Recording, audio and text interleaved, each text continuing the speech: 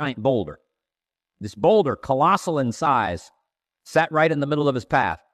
Each day, this man would push against the rock with all his might. The rock, however, remained unmoved. Neighbors would mock, "Why push this boulder when it clearly refuses to budge?"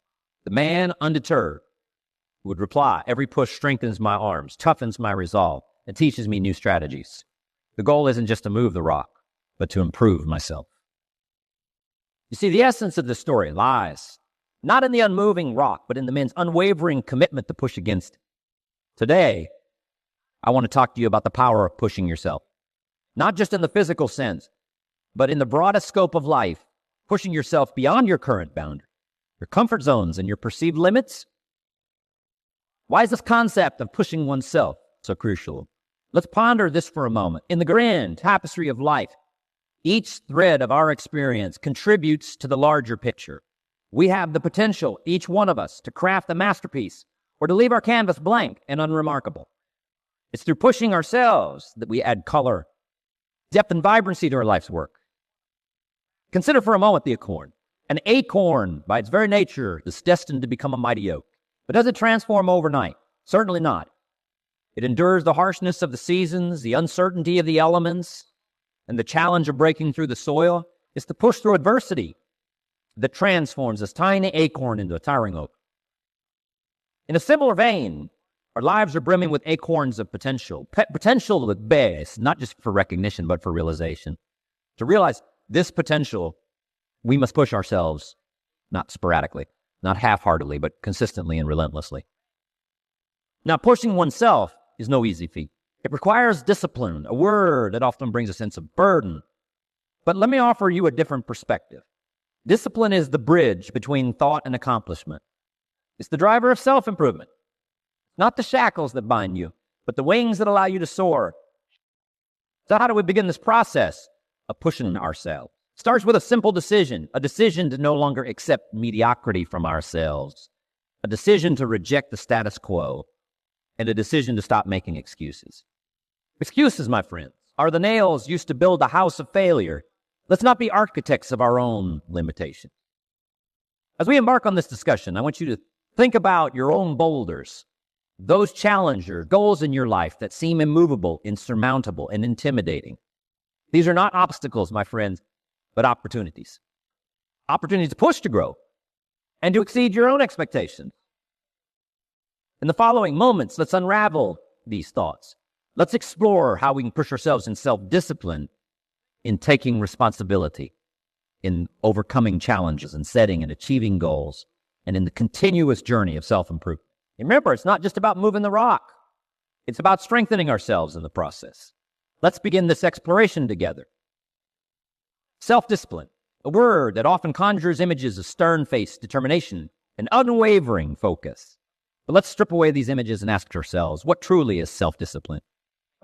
It is the ability, the inner strength to make a decision, to set a course, and to hold to that path, often against the tide of temptation, distraction, and immediate gratification.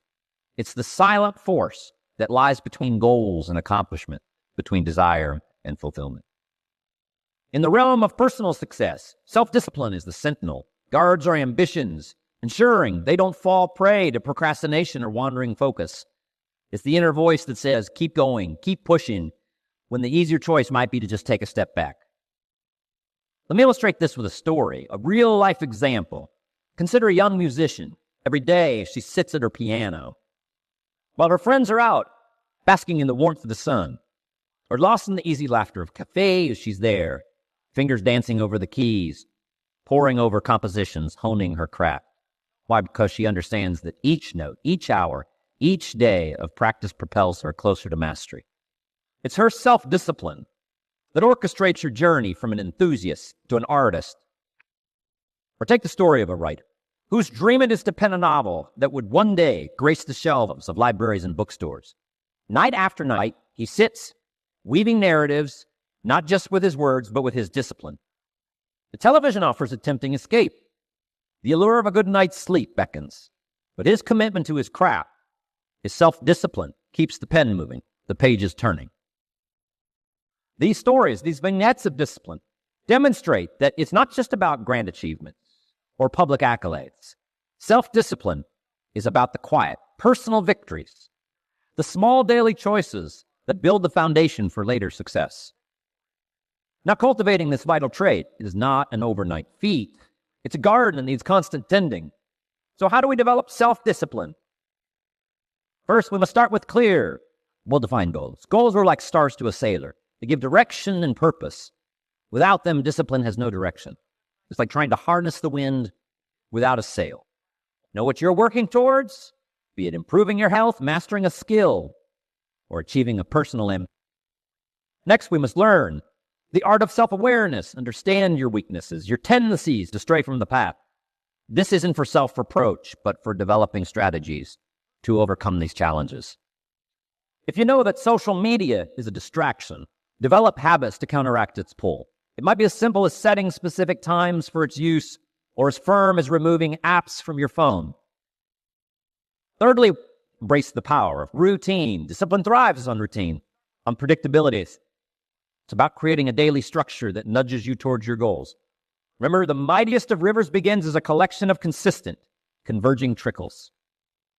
Also, never underestimate the power of accountability. Share your goals with someone you trust, someone who will nudge you back on track when you stray.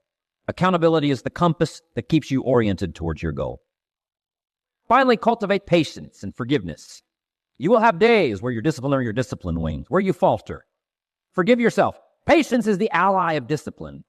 It understands that mastery is a gradual process, that each day contributes a thread to the larger tapestry of achievement. Let's remember, self-discipline is not about a relentless pursuit of work devoid of joy. It's about finding balance. It's the balance between hard work and rest, between pushing your limits and acknowledging your need to recharge. It's the wisdom to know that to achieve great things, we must not only act but also dream, not only plan but also believe. In the tapestry of life, there's a thread that stands both subtle and strong, weaving through the fabric of our daily existence. This thread is personal responsibility.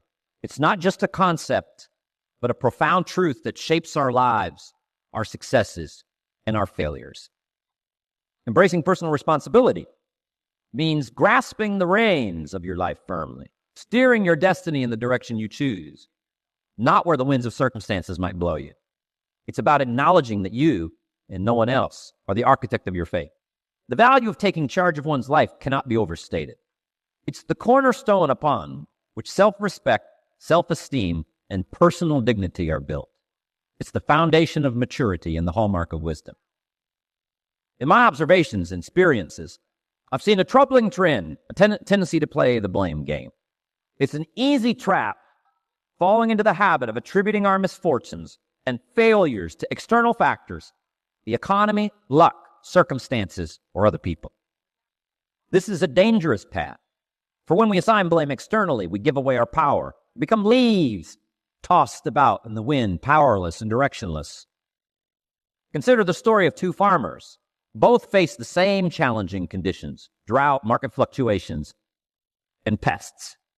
One chose to blame these external factors for his poor crops, lamenting his fate. The other farmer took a different approach. He acknowledged the challenges, but focused on what he could control: his farming techniques, his attitude towards adversity, and his willingness to learn and adapt. The difference in their harvests was as stark as the difference in their attitudes. This brings us to the essence of accountability and action. When we embrace personal responsibility, we empower ourselves. We become proactive rather than reactive. We focus on what we can do, what we can change, and this leads to progress.